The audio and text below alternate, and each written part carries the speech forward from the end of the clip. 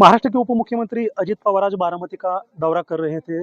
बारामती में वो पहुंचने वाले थे, तभी गोजूबावी नाम का गांव है और वहाँ ये जो पट्टी है, अब मैं जिस जगह पे मैं खड़ा हूँ, मेरे इस जगह साइड को आप देख सकते हो, पट्टी है। ये पट्टी पे विमान इसके कोने पे टुकरा गया और नीचे लगभग 100 फुट घाटी में वो गिर गया, ब्लास्ट हो गया और उसमें 5 लोगों की मौतें हुई है। इस साइड पे ये आटोले बस्ती है, यहाँ कुछ लोग रहते हैं। जब ये हादसा हुआ तो ये लोग यहाँ से भागे। उन्होंने सब ये जो हादसा है अपने आंखों से देखा। क्या क्या हुआ था ये जानने की कोशिश करेंगे। क्या हुआ था आज सुबह ये दुर्घटना घटी, तब आप कहाँ थी? रोड पर बच्चे को स्कूल भेजने के लिए आई थी पाटना। तब ये विमान आया फ्लाइट, त्या घर घर गिर कर साइड नीचे गिरा और ब्लास्ट हुआ। मी चिल्लाई कि पति और कितना बेटा। बड़ा ब्लास्ट था वो? बड़ा ब्लास्ट असा धूर निघाला, असा ब्लास्ट होता। सगळं पार्टी येऊन आमच्या अंगावर असं पडायला लागले इकडे तिकडे. क्या आपको पता था उसमें अजित पवार थे, महाराष्ट्र के उप मुख्यमंत्री? नहीं पता था। तो वहां जाके आप उन्होंने बचाने की कोशिश की वगैरह, पुलिस आई थी वहाँ, क्या आपने कुछ हेल्पिंग की? पुलिस नहीं आई थी वहाँ पर। हम सब लोग यहाँ काम कर रहे थे और उस गया में पानी उसमें डालने, पर वह बचे नहीं। तो दोन्ही बॉडी असे स्पार्ट के बाहेर पड़े हुए थे, विमान के बाहेर, आणि ती जल गई थी। हाँ, जल गई थी। बस दोनों बॉडिया बाहर ऐसे जल गए थे, बाहर से पड़े थे। तब हमने कोशिश की उन्हें बचाने की, पर कोई हमारा कोई चलत नहीं रहा था। आग बहुत तेजी से थी। आग बहुत तेजी से थी और असे उसके पार्ट लांब लांब असे पडत होते, त्यामुळे आम्ही काहीच करू शकलो नाही त्यांना। इससे पहले कभी ऐसा हादसा यहाँ हुआ था कि बहुत सारे विमान यहाँ से टेकअप होती है, लैंडिंग होती है? पहले छोटे छोटे विमान का हुआ है, और अभी ये बड़ा विमान था उसका बहुत हुआ।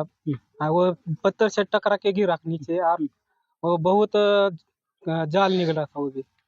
इसके वजह से कुछ कोई कर रहा था। वो अग्निशामक आया, उसमें भी पानी कम था और उसमें पानी कम होने से वजह से आग बुझ नहीं पाई। और दूसरी गाड़ी आई, वो आधे घंटे के बाद आई, इसलिए वो आग लगने से आधी पहले ही बॉडी सब मर चुकी थी। लेकिन कैसे लेके गए लोग अजित पवार जी को यहाँ से और बाकी उनके साथ जो लेके गए? हमारे घर से चादर लेके गए, उसमें लपेटान फिर उसको लेके गए गाड़ी पे। क्या तभी वो जिंदा थे? यहाँ जिंदा नहीं थे, सब पहले ही मर चुके थे सब। हाँ। क्या लगता है, जहाँ अजित पवार बड़े नेता थे, बारामती के लीडर थे, महाराष्ट्र के बड़े नेता थे, आज अपने सभी के बीच में वो नहीं है? हम सपा गांव के आदरणीय अजित दादा के कार्यकर्ता है। हमारे आज गांव में शाम को 5 बजे आदरणीय अजित दादा की सभा थी। हम जब मुझे फोन आया सुबह 8 बजे, तो मेरा मन अरे पाँव सब हिलने लगे। अरे ये ऐसा हो ही नहीं सकता, ऐसा दादा को क्यों हो गया, ऐसा क्या हो गया? तो दादा ऐसे नेता थे, सुबह 6 बजे से रात को 12 बजे तक काम करने वाले नेता थे। और जो हमारे जो बारामती तालुका की शान है, आन बान शान, वो आदरणीय दादा नहीं रहे, इसलिए हमें बहुत दुख हुआ है। कितनी हानि कितनी हुई? आप दादा नहीं है, कितनी हानि हुई है महाराष्ट्र की और बारामती की? बहुत हानि हो गई। दादा ऐसा नेता था कि सुबह जल्दी उठ के पूरा काम जिधर चलता है ना, उधर काम देखने के जाता था।